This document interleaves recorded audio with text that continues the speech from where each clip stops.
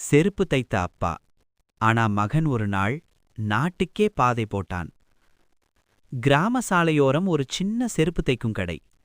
அங்கே ஒரு அப்பா கிழிந்த செருப்புகளை தைத்து குடும்பம் நடத்துறார்.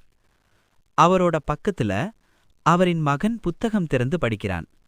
பள்ளி பசங்க சிலர் சிரிச்சு சொல்றாங்க, உன் அப்பா செருப்பு தைப்பவர்டா.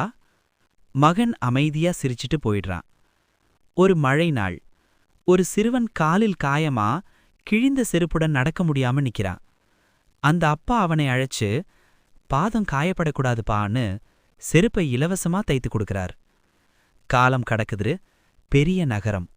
புதிய சாலை திறப்பு விழா. மக்கள் கைத்தட்டல்.